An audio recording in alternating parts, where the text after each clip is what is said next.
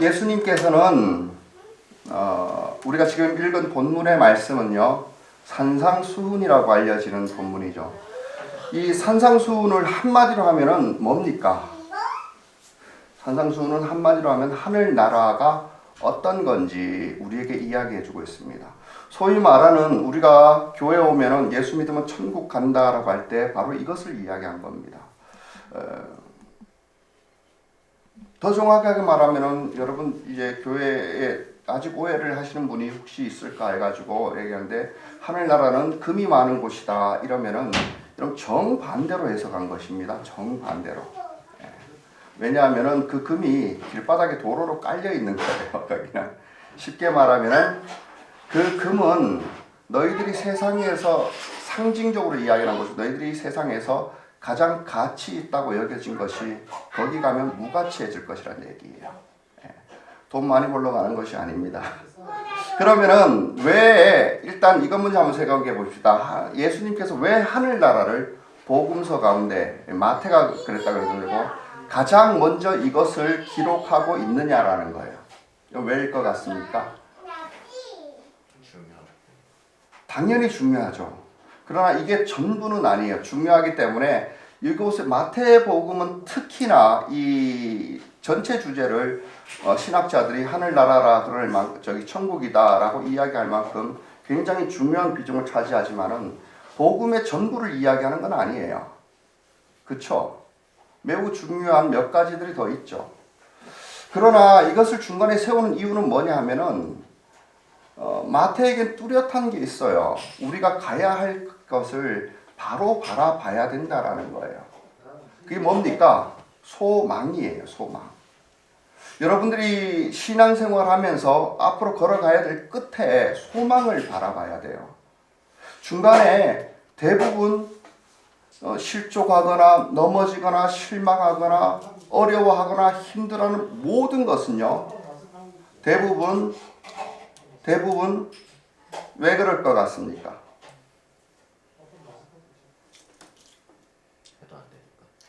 해도 안 되니까 아니에요.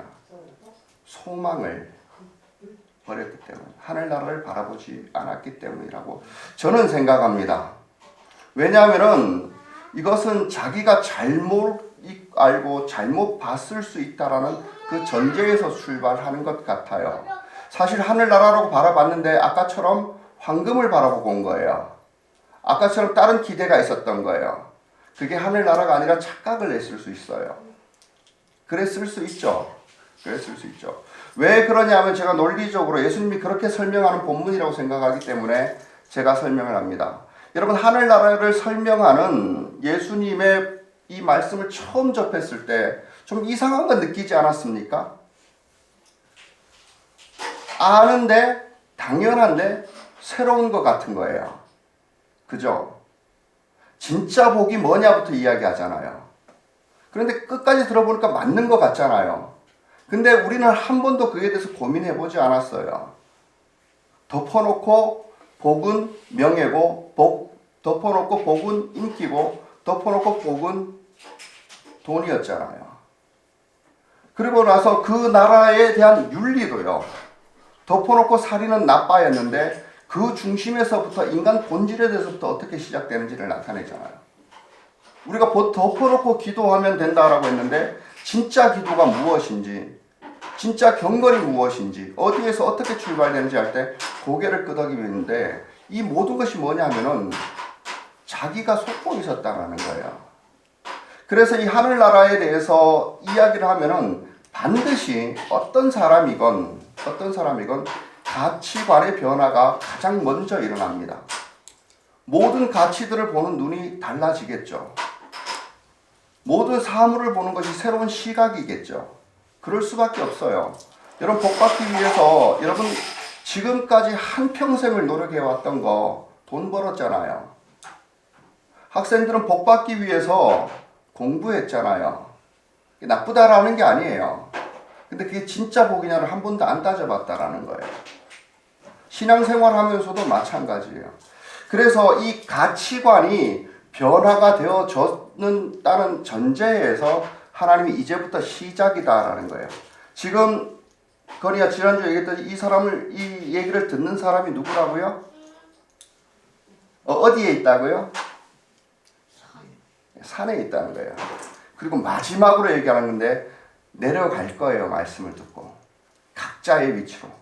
거기에서 아마 이 가치들을 예수님 말씀대로 보물들을 찾으려 했겠죠. 구하고 두드리고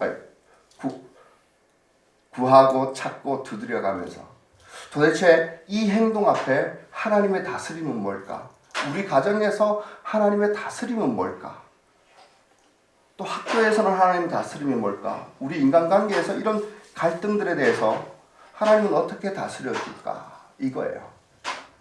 그 가운데는 굉장히 수많은 길들이 벌어질 거예요. 가정에는 가정대로, 집에서는 집대로, 집하고 가정하고 같은가? 학교에서는 학교대로, 직장에서는 직장대로, 교회에서는 교회대로. 물론 여기에서는 하나님이 복음에 대한 조치로서 교회를 얘기하지 않으시지만 그것까지 포함해서 이야기하는 것 같습니다.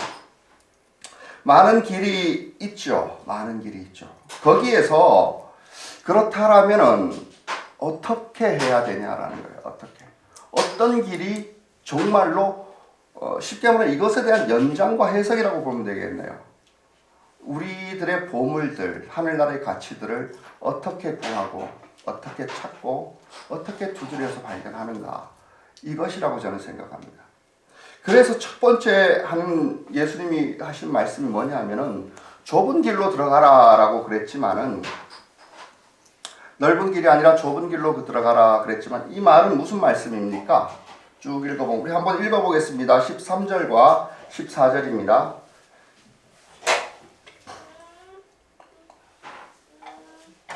같이 읽어보겠습니다. 시작.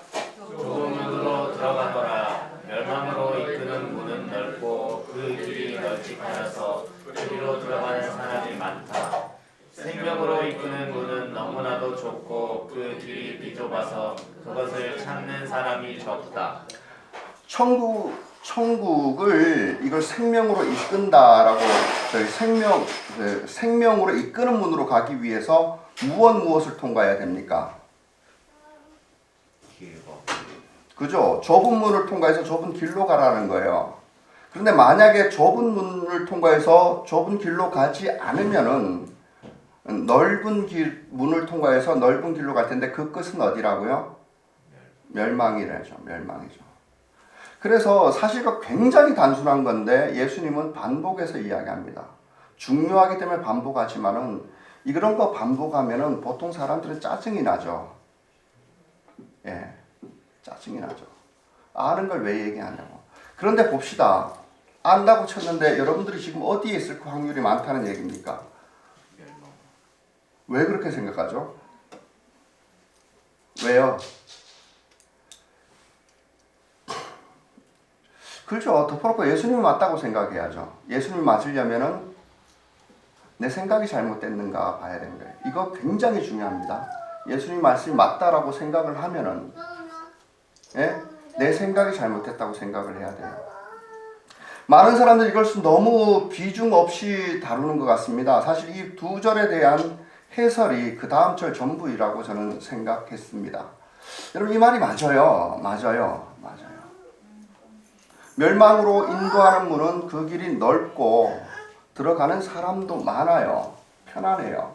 근데 그 특징을 골라낼 수 있는 대로 골라내가지고 좁은 길하고 비교하면 거의 우리 신앙생활의 모습이, 그리고 지옥 갈 것 같은 사람들의 모습이 거의 다 나온다고 저는 생각합니다. 복잡할 것 같지 않습니까? 사람들 많으면은. 여러분 선택의 그 요소들이 많을 것 같지 않습니까? 신앙생활이 오히려 조급할 것 같지 않습니까? 이것도 해야 되고 저것도 해야 되고. 근데 좁으면은 단순할 것 같지 않습니까? 뭐 선택할 필요도 없지 않겠습니까? 분명하지 않겠습니까? 이런 요소들이 다 들어가 있어요. 그런데 많은 사람들이 이 문제를 쉽게 여기는 건 뭐냐면 이건 번역의 차이인 것 같습니다. 여기서 정말로 주의해서 봐야 될 것은 무엇이었냐면은, 여러분 여기 이 얘기를 듣는 사람들은요, 지금 좁은 문을 찾고 그 길을 가고 있는 사람입니까? 아닙니까? 여러분 그렇게 하기 위해서 권하고 있는 사람이에요. 가장 먼저 해야 될 것은 뭐죠? 좁은 길을 찾아내야 돼요. 그런데 많은 사람들은 우리 이 번역을 제가 그래가지고 영어로 번역한 것을 집사람한테 물어보고 그랬는데 그것을 찾는 사람이 적다 그랬을 때 여러분 어떤 뜻으로 받아들입니까? 너무 당연하기 때문에. 알기 때문에 선택하는 사람이 적다는 얘기입니까? 아니면 또 하나 뜻이 있죠?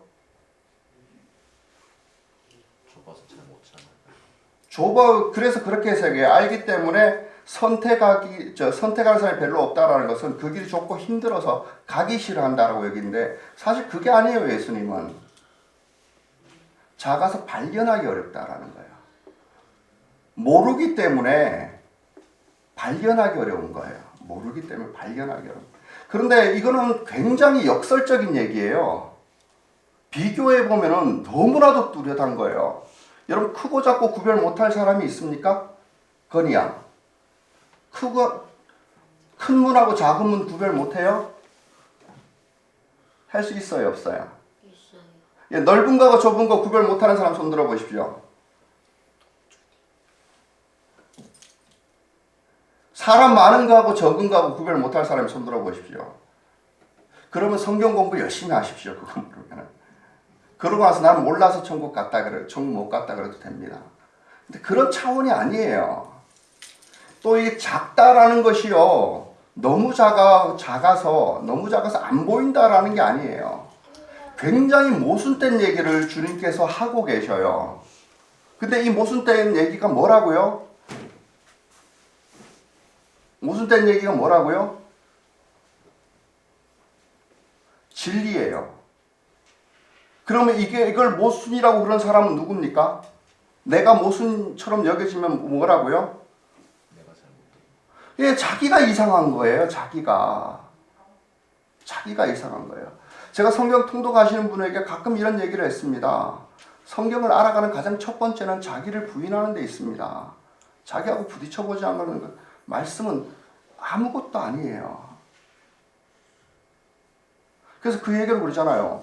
이스라엘 사람들 참 나쁜 놈이네. 할 관심하네. 그러다 읽다가 보니까 내가 그 놈이네. 이럴 때 성경을 아는 거예요. 이것이 그 문을 찾은 거예요. 여기서 예수님이 얘기하고 싶으신 건 뭐냐면은 정확하게 이 책이요, 성경책이 문학책이 아니지 않습니까? 역사책이 아니지 않습니까? 무엇을 이야기하고 싶으냐면은 영적인 진리에 대해서 이야기하는 거예요. 영적인 세계에 대해서 얘기하는 거예요. 그렇다라면은 예수님이 진리를 말했고 우리가 이게 모순처럼 보인다라는 것은요. 여러분들이 타락했을 가능성 없습니까? 여러분들이 아직 진리를 못 봤다 이렇게 여겨지지 않으시는지요?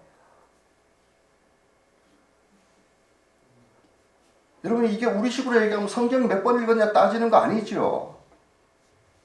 신학을 공부했나 안 했나를 따지는 게 아니죠.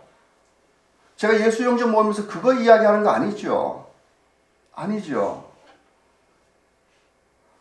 그리고 또 하나 굉장히 중요한 것이 뭐냐면은 당신은 누군가로부터 속고 있습니다 라는 얘기 됩니까 안 됩니까? 됩니까 안 됩니까? 여러분 우리 똑똑해서 속지 않고 있다라고 생각하지만은 사실은 절대 진리에 갖다 대면은요 그렇게 생각하고 있는 자체가 착각입니다. 그 자체로 자기를 속이는 거예요. 여러분 이 절대 진리와 절대 개념과 상대 개념에 대해서는 철학에서 합니다만 여러분 조금만 생각하면 이게 뭔지 알아요. 여러분 예수님이 말하는 이 하늘나라의 진리가 얼마나 분명하냐면요. 저는 수학 공식보다 더 분명하게 지금 얘기하고 증명해요. 수학에서 이런 거 있죠. 중학교 가면 배웁니까? 명제는 그 이와 역이 차입니다. 이거 보면 딱 그 다음 구절 생각나죠. 왜 좁은 문 넓은 문금에서 좋은 나무 나쁜 나무 얘기하는지 그리고서 그 왜 행함과 열매들을 이야기하는지 반대로 해도 참이라 해야 돼요. 진리는 똑바로 봐도 참이고 거꾸로 해도 말고 여기서 봐도 참이고 건이가 봐도 진리고 내가 봐도 진리예요. 여러분 그게 여러분을 천국으로 인도하는 거예요. 그래서 이 마지막 구절이 굉장히 의미가 있습니다. 마지막 구절을 결론인데 한번 읽어보겠습니다. 28절과 29절입니다. 같이 읽어보겠습니다. 시작. 예수께서 이 말씀을 마치시니 무리가 그의 가르침에 놀랐다. 예수께서는 그들의 율법 학자들과는 달리 권위 있게 가르치셨기 때문이다. 여기서 보면 무리가 놀랐죠. 신비로울 수밖에 없었죠. 이 가치에 대한 전환이 일어났을 겁니다. 무리는 놀랐지만 저는 이거 보면서 이런 생각을 해봅니다. 영적인 세계에서 들은 무리들은 놀랐겠지만 사탄은 시겁했겠죠. 자기가 속임수 쓴 거, 에덴에서 속인 거, 이 한마디로 다 탈로 났다는 거예요. 그 방법은 뭐라고요? 율법학자들처럼이 아니었다라는 거예요.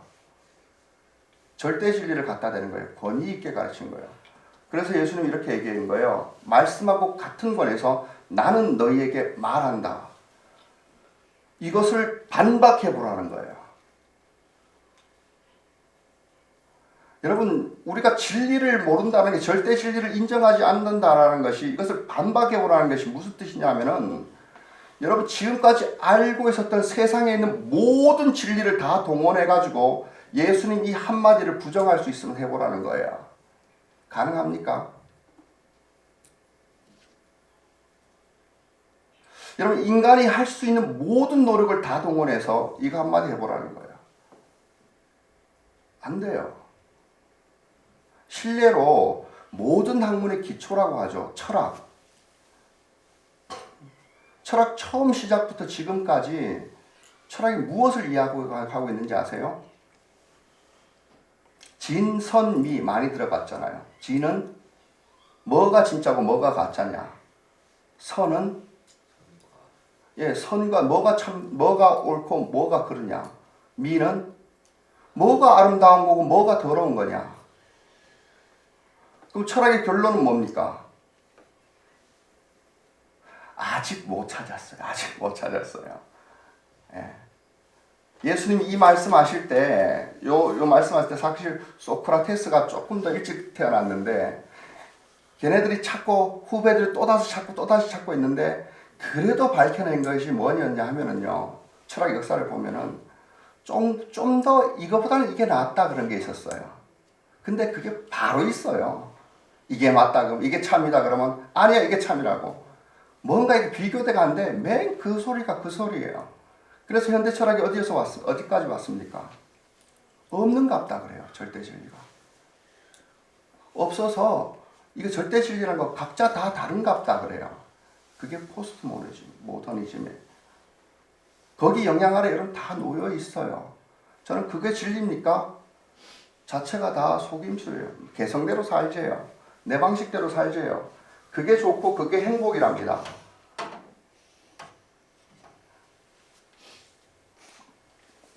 내가 좋으면 된대요. 그게 천국이래요. 아니에요. 여러분 예수님께서 이제 그것에 대해서 반박하는 거예요. 얼마나 정확하게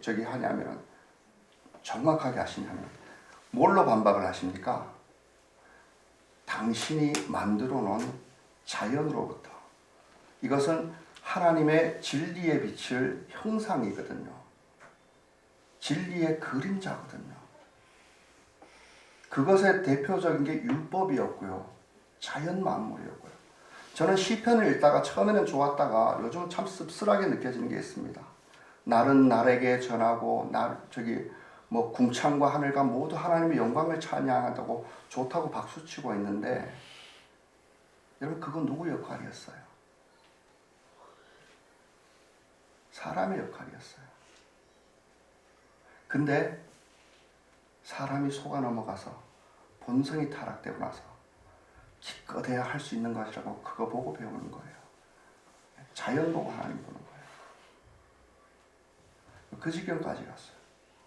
그래서 그 진리의 흔적을 찾아서 좁은 문이 뭔지, 좁은 길이 뭔지, 그 끝이 뭐 있는지 이것을 이야기해 주십니다. 여러분 이것은 쉽게 말하면 신앙생활을 어떻게 하는지의 방법의 모든 거의 모든 것이 다 들어가 있다고 생각됩니다. 거의 모든 논리에 대한 방어라고 생각합니다. 거의 여러분들의 방황을 딱 끊을 수 있는 모든 방법이 여기에서 다 나타난다고 생각합니다. 그러나 우리가 다 설명할 수도 다 알 수도 없겠죠. 다 알 수도 없겠죠. 그래서 일부분만 제가 설명할 수 있는 대로 한번 설명해 보려 합니다. 첫 번째로 뭐라면 이거 구별해내야 되잖아요. 넓은 거 좁은 거. 당연한 건데 우리가 속고 있는 거예요. 그죠? 뭔가로부터 속아요. 근데 사단이 지혜가 우리보다 못하지 않아요. 훨씬 더 탁월해요. 그래 교묘하게 속였어요. 에덴에서도 그래요. 그걸 한번 생각해 보면 됩니다. 사단은 아마 비슷하게 해서 속일 겁니다. 자기 정체를 감췄을 겁니다. 자기 정체, 자기 의도를 행실 결과를 가지고 감췄을 겁니다. 이게 그 얘기입니다. 여러분 여기 거짓 예언자가 나옵니다. 왜 거짓 예언자라는 이야기를 가장 먼저 했는지 나중에 좀 알 수 있을 것 같은데, 여러분 일단 예언자가 뭡니까? 하나님의 말씀을 이야기하는 사람이에요. 그죠? 근데 그게 가짜예요. 그런데 그 사람은 하나님의 말씀을 얘기하는 사람이에요. 직분을 받았을 수도 있어요. 교회에서 공인됐을 수도 있어요. 지금 우 목사가 설교하는 것도 그 직분에 힘입어서 그래요. 그런데 진짜인지 아닌지 어떻게 알아봐야 된다라는 겁니까? 그 말씀이 하나님의 말씀인지 아닌지, 그럼 굉장히 이게 우리가 어떻게 속는지를 얘기하는 겁니다. 말씀 전하는 사람의 결과를 예측해 보면 돼요. 결과를 바라보면 돼요. 예. 제가 설교한 거에 대해서 적용을 해보고 그에 대한 결과를 여러분 따져보란 얘기예요. 물론 이게 말씀인지도 분명히 알으셔야죠. 여러분 사단은요 양의 탈을 쓴 일이에요. 속에 감추어진 의도는 자기 욕심이에요. 양을 먹으려고 그들한테 왔지. 예? 그 양과 함께 같이 이렇게 좋은 걸 나누려고 그랬던 게 아니에요. 예. 일이에요. 이게 정체예요. 그럼 어떻게 구별하는가? 예수님의 방법을 한번 보십시오. 16절과 17절입니다. 15절을 안 읽었으니까 15, 16, 17절을 다 같이 한번 읽어보겠습니다. 시작. 거짓 예언자들을 살펴라. 그들은 양의 탈을 쓰고 너희에게 오지만 속은 굶주린 이리들이다. 너희는 그 열매를 보고 그들을 알아야 한다. 가시나무에서 어떻게 포도를 따며 엉겅퀴에서 어떻게 무화과 나무를 딸 수 있겠느냐. 이와 같이 좋은 나무는 좋은 열매를 맺고 나쁜 나무는 나쁜 열매를 맺는다. 좋은 나무가 나쁜 예수님 여기 나무 얘기하시는데 나무 얘기 뭐 다른 데로 비교할 필요 없습니다. 아까 제가 얘기했던 것처럼 여러분 지극히 상식에 기대서 얘기하는 거예요. 진리가 바뀌어질 수 없어요. 변해질 수 없는 거예요. 그거를 이 자연 만물 안에 다 말씀으로 창조를 했기 때문에 그래요. 유일하게 인간만이 뒤틀려 있다라는 거예요. 인간만이. 그거 보면 알지 않냐는 거예요. 그 사람 말하면은 그 말, 여러분 성경을 그대로 외워서 이야기하더라도요, 속에 다른 사람이 그럴 수가 있다라는 거예요. 그 말씀이 영향력을 바라고 그 말씀대로 따라가면 안 된다라는 거예요. 여러분 물론 여기서 중요한 것이 있습니다. 열매를 알아보기 위해서는 이건 뒤에 예수님의 비유에 그대로 나오기 때문에 그러는데요. 심어야죠. 그죠? 심고 그 다음에는요. 기다려야죠. 우목사를 여러분 판단하셔도 됩니다. 그러나 성경적으로 판단해 보셔야 됩니다. 말씀을 듣고 행동해 봐야죠. 그리고 기다려서 열매가 어떤 건지 이야기를 해 봐야죠. 여러분 그것을 같이 나누는 것이 목장이었어요. 예수님께서 이걸 여기에서는 아직 얘기를 하지 않았지만 그게 교회의 모습이었어요. 그랬더니 각자 다 달라요. 그런데 한 곳을 바라봐요. 하나님 나라였어요. 그게 찬양이고 그게 간증이었어요. 여러분 제가 목장을 그냥 없애는 게 아닙니다. 사람이 없어서 없앤 게 아닙니다. 기초가 다 뒤틀려 있어서 그럽니다. 저를 나무래도 됩니다. 그러나 없앤 것에 대해서 명분을 핑계를 얘기하는 것이 아니라 여러분 그래야만 했다고 생각합니다. 여러분 참석해 본 사람은 알 겁니다. 거기에 대해서 이 증거를 이야기하는 게 아니었어요. 증거를 못했기 때문에 위로나 그런 게 있던 게 아니고 그냥 이슈였어요. 좋은 음식 먹기였어요. 더 이상 회복이 안 됐고 결과도 예수께 돌아오지 않았어요. 차라리 다시 하는 게 낫겠다 생각했습니다. 이런 거예요. 이런 거예요. 여러분 설교를 어떻게 들어야 되는지도 여기도 알 수 있습니다. 물론 여기에서 제가 완벽하다라는 게 아니에요. 제가 그랬다 그러면 큰일 납니다. 저는 설교 때문에 적어도 누구보다도 아파하는 사람입니다. 그런데 하나님의 말씀은요. 이게 네 직분이라는 거예요. 잘나서가 아니라는 거예요. 어쩔 수 없다라는 거예요. 그리고 절대로 내 말 자체는 완벽하지 않습니다.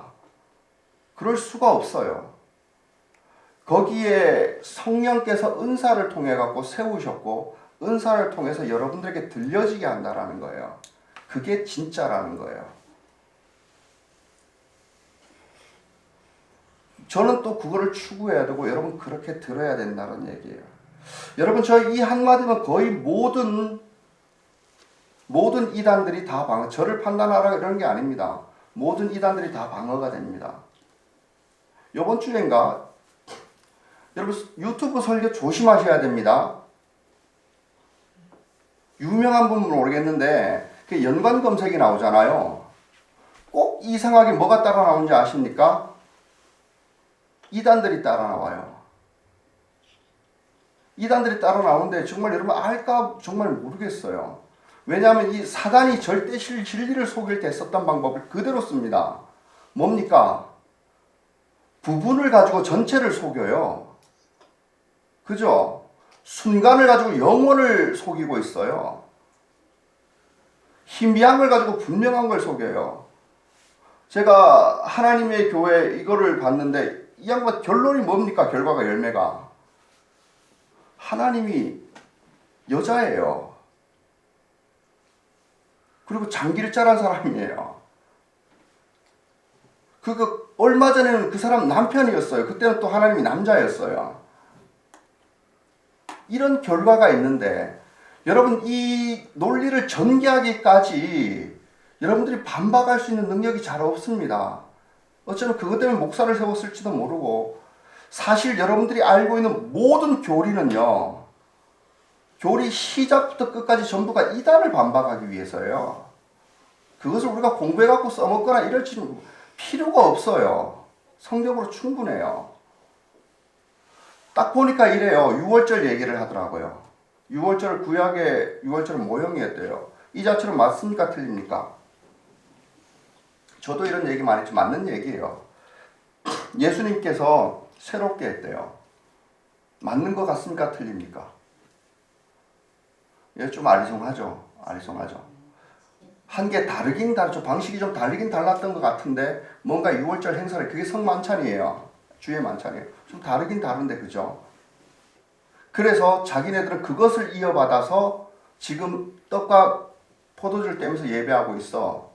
그래서 결론은 다른 교회들은 이렇게 안 하니까 가짜야. 우리만 진짜야예요. 제가 밑에 답글요. 전부 다 그 교회 출신들이에요. 이단 거기는. 난리예요. 하나님 교회 난리. 좋다고 참된 거 봤다고 감사합니다고. 제가 답을 뭐라고 달았는지 아십니까? 예수님이 6월절 안 지켰습니까? 물어봤어요. 그리고 또 하나 있어요. 예수님의 지킨 6월절이 구약의 율법의 6월절과 다릅니까? 그리고 다른 교회가 이단이라 다른 교회는 저기 성만찬은 당신들만 합니까? 이랬어요. 했다가 사실 빨리 지웠어요. 왜냐하면은 찾아옵니다. 그 사람 바로 올 겁니다. 어떻게 찾아올 겁니다. 그냥 지워서 하도 답답해서 했어요. 이 사람은 뭐냐 하면은 부분을 가지고 전체를 다 속이고 있는 거예요. 여러분 딱 봐도 신약하고 구약하고 싸우고 있는 것 같지 않습니까? 그죠? 결과 보면 다 보여요. 교회하고 예수하고 싸우고 있어요, 지금. 좀 이런 얘기는 여러분 알 필요가 없습니다. 제가 유튜브 조심하라고 이야기하는 겁니다. 거짓 선지자 많습니다. 그리고 유튜브의 정통 교단들의 이야기들 여러분 조심하십시오. 조심하십시오. 저만 옳다고 그러는 게 아니에요. 좋은 말이에요. 그런데 열매 맺을 수 없는 여러분이 많이 들었다는 것 자체가요. 행동하지 않아도 된다고 이야기를 해요. 제가 왜 굳이 예배 나와서 드리라고 이렇게 하고 이거 싫어하는지 아십니까? 예배 드리는 자세도 아니고 행동은 전혀 상관없어요. 누워가지고 아무렇게나 막하고도 자기 가책만 떨어내려고 그래요. 심어볼 생각 안 합니다. 그럴 필요도 없잖아요. 여러분 제가 게을러서 있지도 하지만은 주일 왜 설교를 안 하려고 그러는 이유가 뭔지 아세요? 주일도 행동하기 힘들지 않습니까? 잘 안 하잖아요. 제가 설교 끝나고 붙들려고 하는 게 그거예요. 심어놓고 또 기다려 봐야 돼요. 그거예요. 심어놓고 그래도 또 판단을 보류하셔야 됩니다.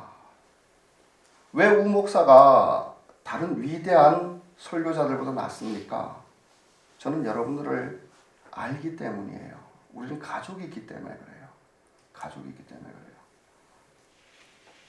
여러분 일부 소수의 사람만 그랬지만은 제가 토요일에 청소하자 그랬어요. 그러면서 이건 청소 문제가 아니다라고 그랬어요. 그래서 기도하고 시작하고 기도하고 마치자 그랬어요. 왜일까요? 심어보자라는 거예요. 그러면서 성경 얘기했잖아요. 맡긴 자에게 구할 것은 충성이니라 했으니까 빠꾸 없다. 대신 할 수 있는 작게 만들자. 요것만 하자. 힘들면 더 안 해도 된다. 그러면 이거 하면서 기도하면서 기다리자. 여러분 이거 해볼 때는 교회밖에 없어요. 이게 교회 존재의 이유예요.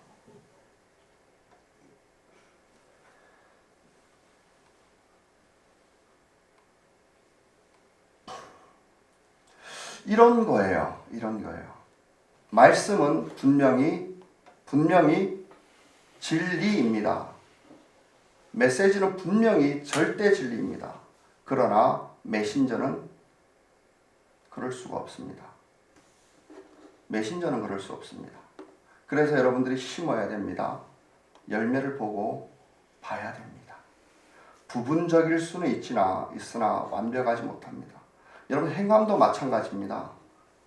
정말로 은혜 받아가고 결과를 냈을 수 있습니다. 그렇다고 다른 사람에게 강요 못합니다. 그래서 우리는 판단해서도 안 되고 이 모든 간증들은 모아져서 한 곳을 향하고 있을 때 그때 교회라고 부르는 겁니다. 진리의 반석 위에 섰다라고 부르는 거예요. 그럼 성경 많이 읽으십시오. 많이 아십시오. 좋습니다. 그러나 그거 다 행해야 된다고 생각하면 좀 버거울 겁니다.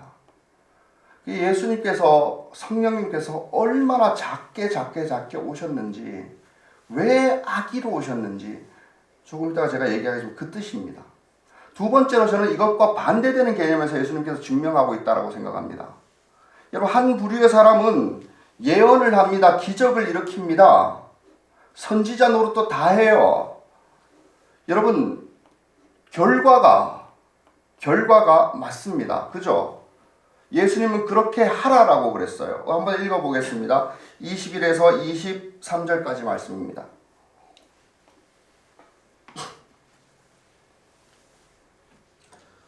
같이 읽습니다. 시작. 나도 주님 하는 사람이라고 해서 다 하늘나라에 들어가는 것이 아니다.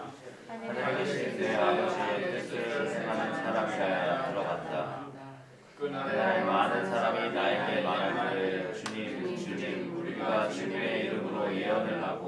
주님의 이름으로 귀신을 쫓아내고 주님의 이름으로 많은 기적을 행하지 않았습니까? 할 것이다. 그때에 내가 그들에게 분명히 말할 것이다. 나는 너희를 도무지 알지 못한다. 불법을 행하는 자들아 내게서 물러가라. 이것도 뻔한 얘기인데 지극히 당연한데 여러분 예언하라고 예수님이 좋아하실까요 안 하실까요? 예언하는 거. 귀신을 쫓아내 예언이라는 건 설교라고 생각하면 됩니다. 예, 말씀을 맡았다라는 거예요. 교사도 여기에 범주에 들어갑니다. 귀신 쫓아내는 거 하라고 그랬을까 안 하라고 그랬어요? 좋죠. 아주 좋은 일이에요. 기적을 행하는 거. 결과예요. 그런데 예수님 말씀 안 듣고 다른 사람 얘기 듣고 가능하다라는 거예요. 가능하다라는 거예요. 마지막에 이것을 했는데 이것을 했기 때문에 예수님이 야단치는 게 아니에요. 이것을 했다고 천국 못 가는 게 아니에요. 천국은 왜 못 가죠? 몇 절에 나옵니까 그게? 23절에 나오죠. 23절을 한번 다 읽어보겠습니다.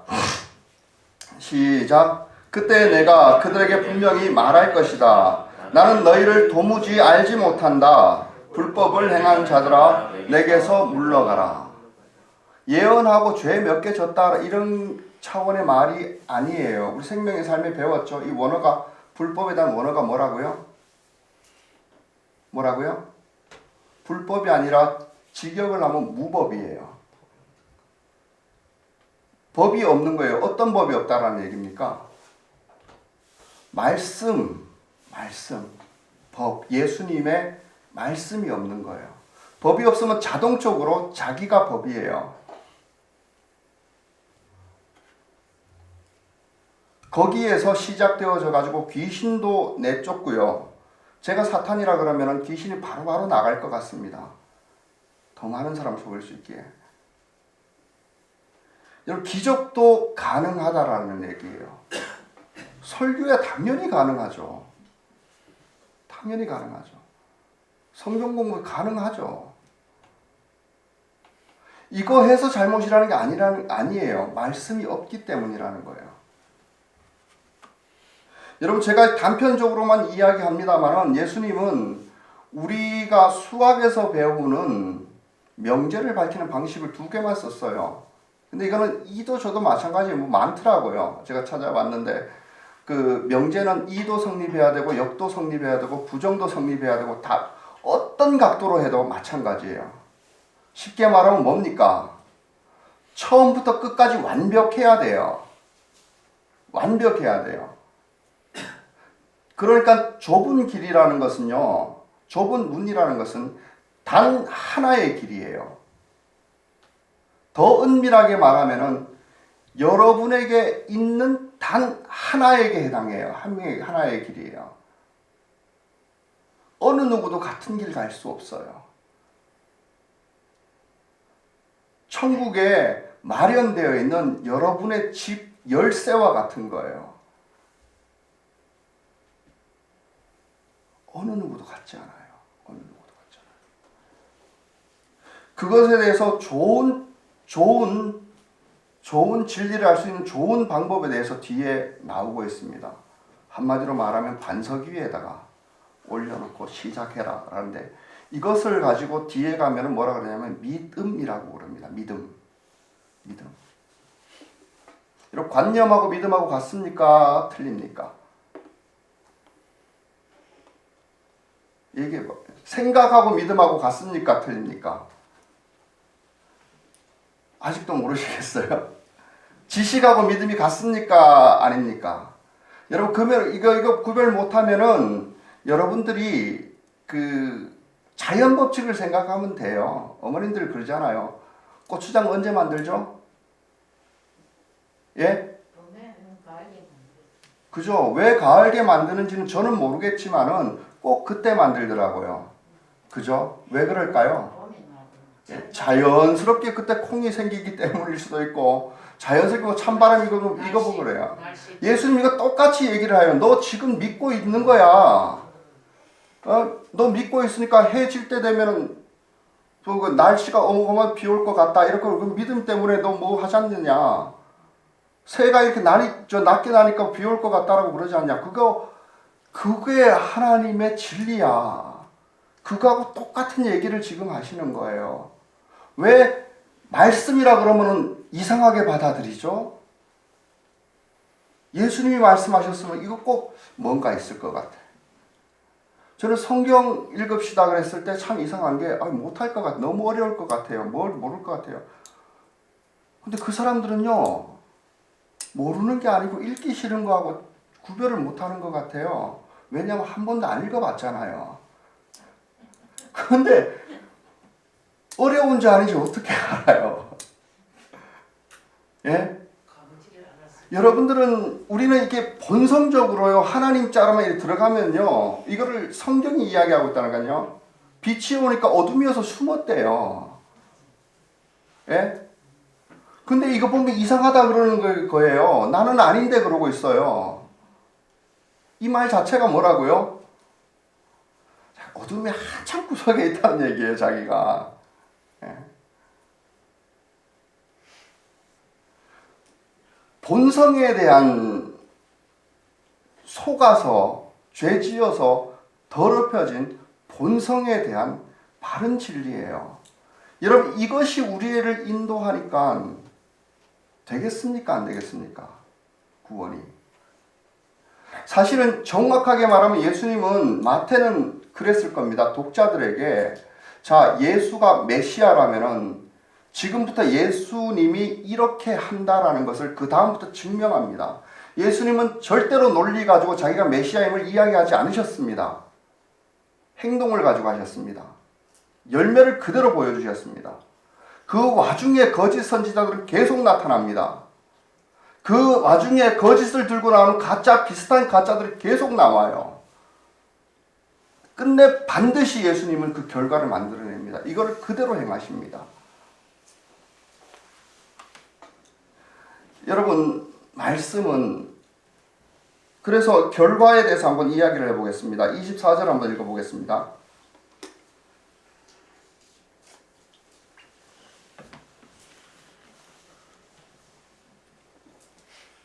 같이 읽습니다. 시작.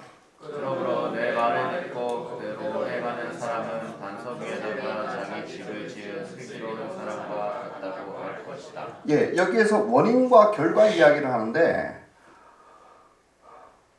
원인은 뭡니까? 우리의 동기부여는 여기서 내 말에 해당하지 않겠습니까? 예수님 말씀, 성경, 설교든 말이죠. 그리고 행하는 사람의 거기에 대한 행한다라는 반석 위에 세운다라는, 이게 결과이겠죠. 그런데 중요한 게 뭐냐면 행함에 있어서요, 그 뒤에도 똑같이 얘기를 하는데 그대로 행하는 사람이에요. 똑같이. 여러분, 우리가 얼마나 똑똑한지요. 하나님 말씀이 있으면은 조금이라도 온갖 지혜를 동원해 갖고요, 조금이라도 좀 다르게 해요. 그래서 조금 더 멋있게 보이게 하고요, 조금 더 과장하고요, 그래서 조금 더 편하게 하려고 조금 빼고요, 조금 덜 하고요. 이 자체로 대부분이 그래요. 나도 그래요. 이 자체로 우리는 넓은 길을 가는 겁니다. 그대로 행한다는 게 왜 어려운지 아십니까? 자기가 지금까지 배워온 것, 자기가 지금까지 알아온 가치들, 책으로 얘기했던 것, 자기가 지금까지 믿어왔던 헛된 믿음들 다 깨고 다 부실 겁니다. 그대로 행한다는 데에서. 여러분, 이게 천국이에요. 그래서 예수님께서 작은 것 하라고 그랬어요. 작은 것부터 해보라고 했어요. 여러분, 그거면 충분해요. 이게 믿음이에요. 그러면 여러분, 이게 가능한, 그래서 예수님은 바로 뒤에 가면 이렇게까지도 얘기하셔요. 이 진리를. 24절, 저기 마태복음 한번, 그 다음 구절 한번 찾아서 읽어보겠습니다. 11장 25, 26입니다. 같이 읽고 시작. 그때 예수께서 이렇게 말씀하셨다. 하늘과 땅의 주님이신 아버지, 이 일을 지혜 있고 똑똑한 사람들에게는 감추시고 아이들에게는 드러내어 주셨으니 감사합니다. 그렇습니다. 아버지, 이것이 아버지의 은혜로운 뜻입니다. 하늘의 뜻이 누구에게 열리는지, 여러분 누가 더 정확한지 이거예요. 누구에게 열린다고 했습니까? 이제는 무슨 말인지 좀 아시겠죠? 아직도 모르시면 안 돼요. 제가 뭐냐 하면은 그냥 성경 공부하자 그러면 하세요. 설교를 듣자 그러면 그냥 듣고 심으세요. 뭔가 그렇게 똑똑해서 나도 두려움에 떨면서 이야기를 하는데 될까 안 될까 우리 같이 심어보자는 거 아니에요. 기도하자 그러면 하세요. 그냥. 아니면은 죄를 목사를 삼지 않으시면 돼요. 저도 언젠간 정말 안 그랬으면 좋겠다 싶어요. 설교하다가 보면 막 벼락 맞을 것 같다는 그런 생각이 들 때가 한두 번이 아니에요. 내가 이래도 되나 싶은 게 한두 번이 아니에요. 정말이에요.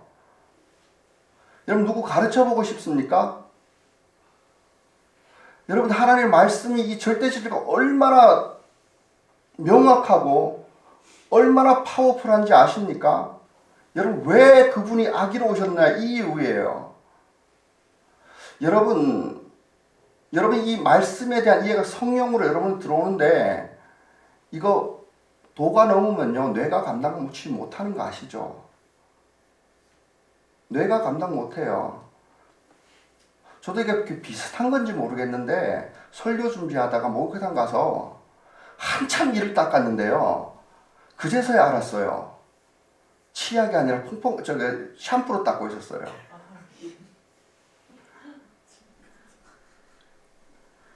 적절한 비유인지는 모르겠습니다만 그렇게 될지도 모릅니다. 그럼 결론적으로 다다르게 됩니다. 이게 가능한가? 여러분 불가능합니다. 이게 믿음의 전부인가? 아니요, 불가능해요. 요 한 말씀만 들어주십시오. 이건 성경 전부를 이야기해야 되는데 이건 꼭 기억하셔야 됩니다. 여러분 성경 통독을 하니까 기왕에 뭔지 조금 이해하실 겁니다. 하나님이 당신의 백성을 구원하기 위해서 어떤 모습으로 오셨습니까? 모세에게. 여러분 그때는 그 영광을 드러내셨습니다. 그것도 영광의 전부가 아니었어요. 모세조차도 영광이 지나간 뒷모습밖에 못 봤을 정도예요. 근데 그조차도 너무나 어마어마했습니다. 제국을 무너뜨렸었고요. 천지를 다 흔들었습니다. 그래갖고 그 영광이 성막에 임재했습니다. 결과는 사람들은 그만큼 뒤로 물러갔어요. 무서워서, 두려워서. 모세에게 이야기합니다. 하나님 우리에게 직접 말씀하게 하지 말아주세요. 당신이 듣고 우리한테 대신 얘기해 주세요. 아까 전에 얘기했듯이 그냥 얘기하셨으면 이 사람들 거의 뇌가 감당을 못했을 겁니다. 아니면은 그냥 그 자리에서 죽었을 겁니다. 정말이에요. 왜냐하면은 율법은 사라지지 않아요. 칼이에요. 그 자체로 사형 선고와 무죄 유죄를 갈라버리는 거예요. 진리는 참과 거짓을 그대로 갈라요. 복음이 여러분들에게 세게만 들어왔으면은 여러분 이거 감당할 수 있는 사람이 없어요. 그래서 중보자를 세웁니다. 중보자가 모세로 안 돼가지고 제사장 제도를 만들어서 제사장을 중간에 세워요. 제사장이 안 돼요. 더 무서워서 더 뒤로 가고 싶었나 봐요. 온갖 핑계를 대면서. 대신에 또 왕을 세워요. 왕도 안 돼요. 더 뒤로 물러가요. 선지자를 세워요. 그것도 안 돼요. 그렇게 뒤로 그 영광을 보여주고도 뒤로 갔더니 이제 하나님을 잊혀버려요. 그 성전에 우상이 세워졌는데 아무도 구별을 못해요. 여러분 그러고 나서 하나님이 포기를 안 했어요. 어떻게 했습니까? 인간으로 오셨어요. 직접. 그래서 아기가 됐어요. 누구보다도 무력하게, 누구보다도 연약하게. 여러분 이 사실 가지고 2000년 전에 아기로 성육신이 진짜냐 아니냐 이러면은 여러분 정말로 하나님 마음을 몰라도 너무 몰라주는 거예요. 여러분 영광으로 오시니까 다 도망갔잖아요. 여러분 이 방법밖에 없었어요. 아기로밖에. 그리고 사람으로 자라나죠. 똑같이 배고파하고 피곤해하고 울면서. 왜요? 목적 딱 하나예요. 내가 너 손만 잡으면 끝난다는 거예요. 예? 만나기만 하면 내가 끝장낼 수 있다라는 거예요. 여러분, 이렇게 아기가 오셔서 그분이 감수해야 됐던 게 뭡니까? 오자마자 그랬잖아요. 헤롯 따위가 죽이려고 대들어요. 군중 이런 인간들이 무시를 해요? 아니, 나아가 박해를 해요? 여러분, 아기로 오신 예수님을 경배하는 이 자리에서 그냥 듣고 말지 뭐 좋았어? 그래도 돼요. 그래도 돼요. 근데 뭐 논쟁을 해보자고요. 하나님 있나 없나 한번 살펴보자고요. 알아보자고요. 잘 하십니다. 그게 되면은 정말로 좋죠. 여러분, 참과 거짓에 대해서는요, 거짓을 가지고 참을 증명하려고 하면요, 세상의 모든 거짓을 다 동원해갖고 완벽하게 참이 아니라는 것을 증명할 수 있어야 돼요. 이게 논리죠. 맞죠? 무한 반복에도 끝나지 않아야 되죠. 이건 너무 어려운가요? 이게 철학에서 얘기하는 거예요. 안 끝나요. 지금 철학이 그걸 얘기해주고 있잖아요. 수천 년을 논쟁해도 안 되지 않습니까? 그래서 못 알아보니 모르니 아기로 오셨으니까 무시를 해요. 멸시를 해요. 죽일 수도 있을 만큼 그분이 약한 모습으로 오셨어요. 그랬더니 인간이 알아보는 거예요. 뭐냐? 그렇게 오신 하나님이에요. 만나주셨어요. 그리고 이거 하나를 아셔야 됩니다. 믿음이라는 게 뭐냐? 하나님이 행하셨어요. 여러분이 그 무한의 하나님이 유한의 세상으로 아기의 모습으로 이 땅에 오셨어요. 그죠? 영원한 하나님이 시간 속으로 오셨어요.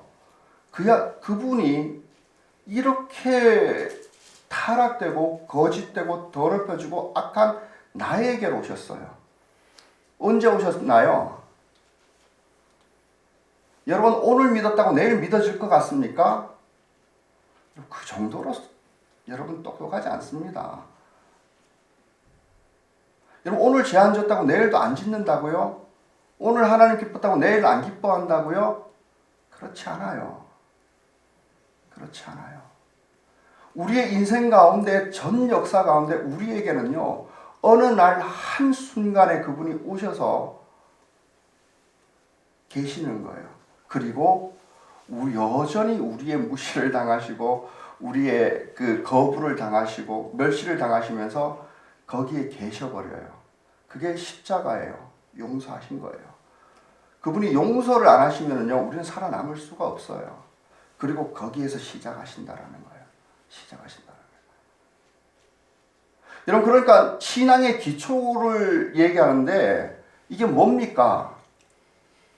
어느 한순간에 오셨던 그 하나님이에요. 그거를 계속해서 반복하면서 되새기는 거예요. 그게 진짜 내 것이 되도록 하는 거예요. 클 수 있습니까? 없습니까? 내 인격을 변화시키는 거? 이게 가능합니까? 그건 하나님 편에서 이야기하는 거고요. 죄를 짓지 않는 거요? 예, 한순간은 가능하죠. 내일도요, 보장 못합니다. 안 돼요. 그러나 만났던 그 한순간만큼은 기억하고 있으라는 거예요. 그걸 행동하라라는 거예요. 그것이 우리의 신앙의 기초가 되어야 된다라는 거예요. 여러분, 그러면 신앙생활이 뚜렷합니다. 여러분, 지금 어떤 모습으로 동기가 돼서 이 자리에 와 있습니까가 결과예요. 내가 살아계신 예수님 만난다라는 그 고백 하나면 충분하고요. 그것으로 반석을 삼으라는 거예요. 거기 위에 기초 위에 올려놓으라는 거예요. 헛된 자기에 그러게 말고. 그러면은 어떤 경우에도 여러분의 신앙은 무너지지 않습니다. 그거는 어떤 것도 될 수 있어요. 여러분의 믿음, 그거예요. 이제부터는 성경 읽는 이유가 달라져야 됩니다, 통독이. 여러분, 그것도 순간밖에 못해요. 해본 사람은 알아요. 얼마나 우리가 신실하지 못한지요. 여러분 막 은혜스러운 마음, 대단한 기도하는 마음으로 새벽 예배 오는지 아십니까? 와보면 알아요. 다 졸아요. 근데 왔다라는 것 자체만 기억해 주십시오. 이게 내 할 수 있는 믿음이었습니다. 이 고백이에요. 우목사 염치 때문에 와가지고 우목사 보이기 위해 와가지고 앉아있다 가는 거는요. 여러분 아무 그 믿음이 아니에요. 심지도 않고 거둘 것도 없을 거예요. 성경 읽을 때 이해 못하는 거 주님 당연합니다. 당연히 이해 못하죠. 이따가 졸고 자는데요. 제 얘기입니다. 저는 지금도 그렇습니다. 제일 피곤한 시간대입니다. 대신에 시간은 지키려고 했습니다. 여러분 이게 믿음이에요. 하나님 있기 때문에 예배 드리는 거 당연히 놀러 와야죠. 보고 싶은 사람 봐야죠. 근데 내가 하나님 앞에 있다라는 이거 단 한 번만이라도 가져봐요. 여러분 그게 우리의 믿음이에요. 절대 우리가 믿는 믿음은요. 우리로서는 완벽하지 않습니다. 주님께서 우리의 한 순간으로 한 부분으로 육체 안으로 오셨기 때문에 그리고 그분이 거기 함께 하겠다고 하셨고 성령으로 그걸 이루겠다고 하셨고 이것이 복음에 대한 조치 있는데 이건 나중에 얘기가 될 겁니다. 바로 교회와 성령입니다. 완벽한 것 같아요. 여러분 그것을 붙들고 여러분 신앙의 기초를 삼으시기 바랍니다. 기도하겠습니다.